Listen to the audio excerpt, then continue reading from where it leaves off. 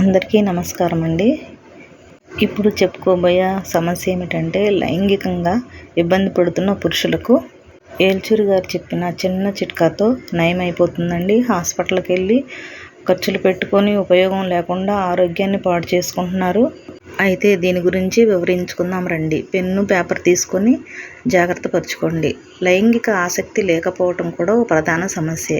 అన్ని వైద్యులు చెప్తున్నారు. కొంతమందిలో అసలు లైంగిక ఆలోచనలే ఉండవు. శృంగారం చేయాలన్న కోరిక కలవు. మరి కొందరిలో ఆలోచనలు ఉన్న ఆసక్తి మాత్రం ఉండదు. వీరిని కేటగిరీలుగా విభజించి పరిస్థితి అనుగుణంగా వైద్యులు చికిత్స అందిస్తున్నారు. పురుషుల్లో లైంగిక సామర్థ్యం రోజు రోజుకి తగ్గిపోతుందని ఒక ప్రముఖ యూనివర్సిటీ పరిశోధనలో తేలింది. తీవ్రమైన ఒత్తిడి, అనారోగ్యాల సమస్యలు ఇలా కారణాలు అనేకం. కొంతమందిలో ఆసక్తి లేకపోవటం కూడా కారణమేనట. ఇంకొకటి ఏంటంటే, సాఫ్ట్వేర్ వాళ్ళు కూడా కూర్చొని అంగాల మీద ప్రభావం చూపిస్తుందని ఇప్పుడు శాస్త్రవేత్తలు గుర్తించారు. కదలకుండా కూర్చోవటం వల్ల, శారీరక శ్రమ లేకపోవటం వల్ల ఇవన్నీ సంభవిస్తాయని. అయితే దిగులు పడవద్దు. ఇప్పుడు ఏల్చూరి గారు చెప్పిన విషయాల్లో దీని గురించి కూడా మాట్లాడుకుందాం.